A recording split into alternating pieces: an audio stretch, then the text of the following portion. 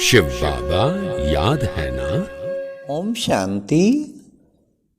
सुनते हैं 18 जनवरी 73 के अव्यक्त बाप दादा के मधुर महावाक्य।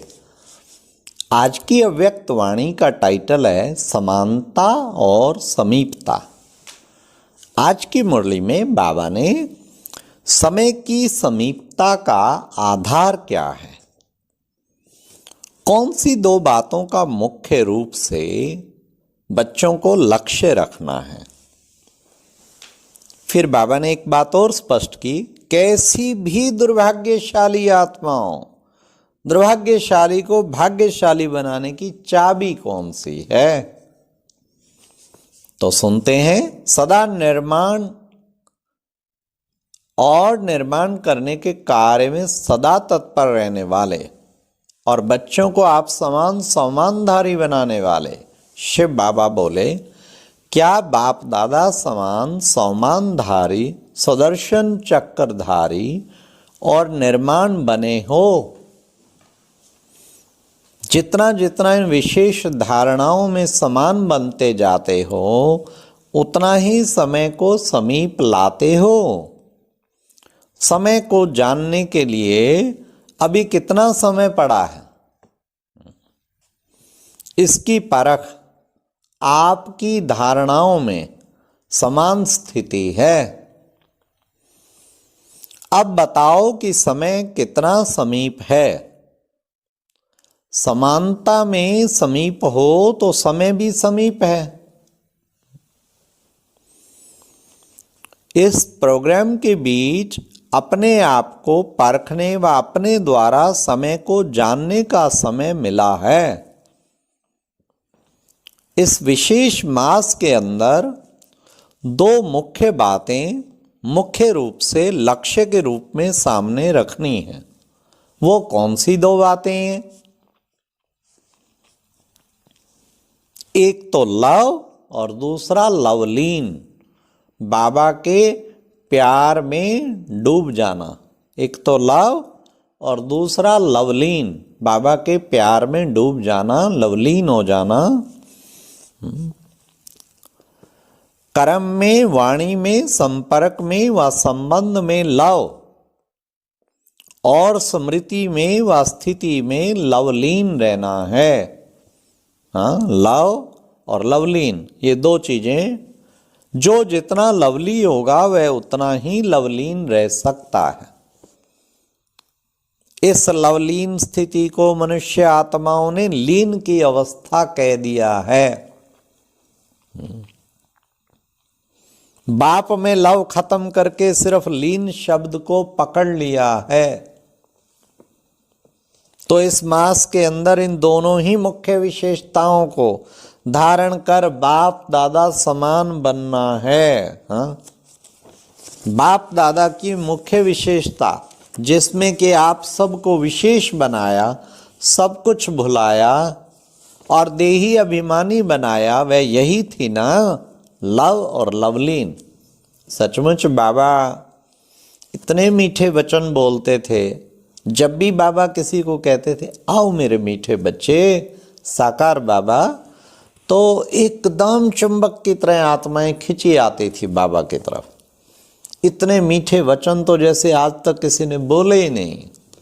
बाबा से वाइब्रेशन भी आता था और अनुभव भी होता था। और लवलीन, बाबा के प्यार में लीन हो जाएं। और ये बाबा का वो भी स्थिति इतनी ऊंची थी, जब देखो बाबा के प्यार में डूबा पड़ा है। इसी को तो कहते लवलीन। तो बाबा यही कह रहे, शिव बाबा कह रहे, ब्रह्मा बाप को देखा ना, उनकी ये विशेषता कि वह क्या थी, यही लव और लवलीन।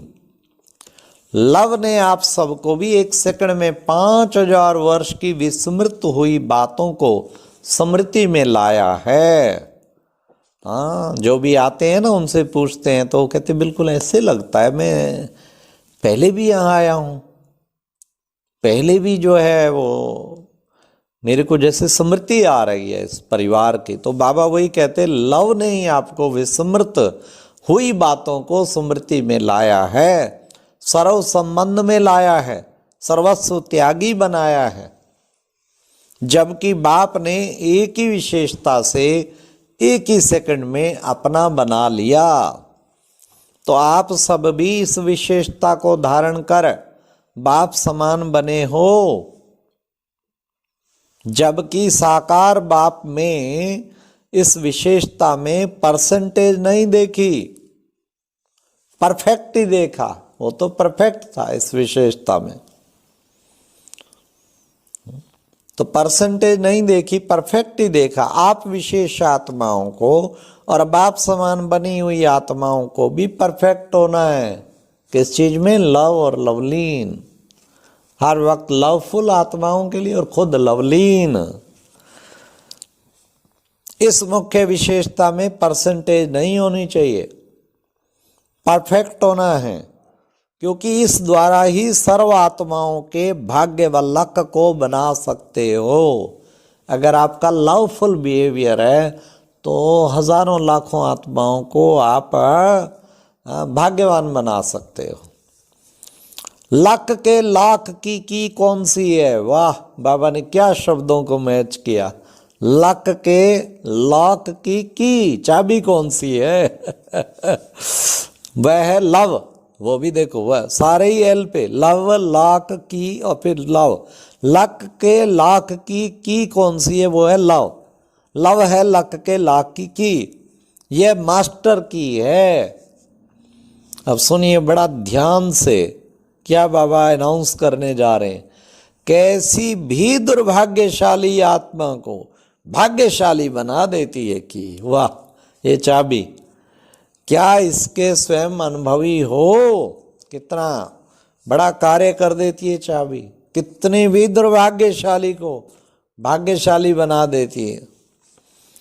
फिर बाबा ने कहा जितना जितना बाप दादा से लव जुटता है उतना ही बुद्धि का ताला खुलता है, खुलता जाता है, खुलता जाता है। लव कम तो लक भी कम। तो सर्व आत्माओं के लक के लाख को खोलने वाली चाबी आपके पास है। सब आत्माओं के लक के लाख की चाबी वो बाबा ने कहा आपके पास है। कहीं इस लक को की चाबी को खो तो नहीं देते हो, या माया भिन्न भिन्न रूपों व रंगों में इस चाबी को चुरा तो नहीं लेती है। माया की भी नजर इसी चाबी पर है, इसलिए इस चाबी को सदा कायम रखना है। माया की भी नजर है, चुरा के ले जाऊं चाबी। भिन्न भिन्न रूपों रंगों में चाबी चुरा लेती। लव अनेक वस्तुओं में होता है।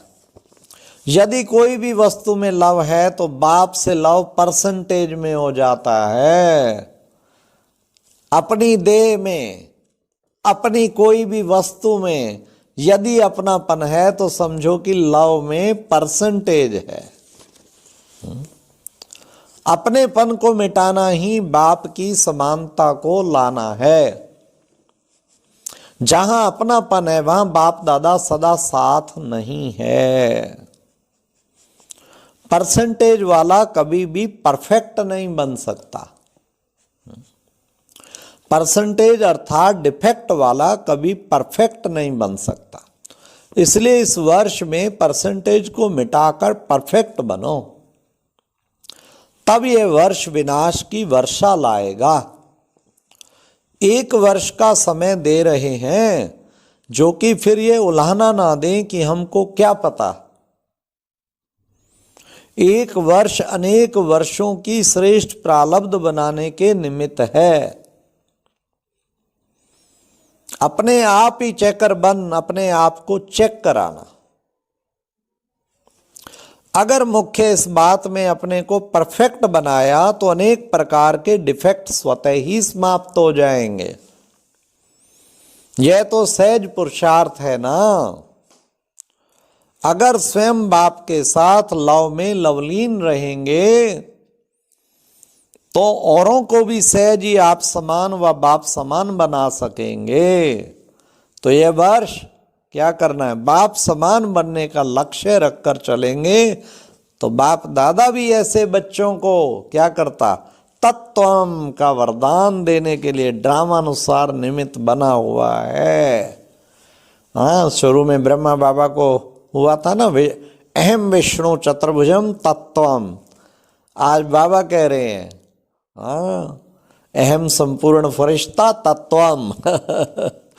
तो इस वर्ष की विशेषता बाप समान बन समय को समीप लाने की है। समय की विशेषता को स्वयं में लाना है।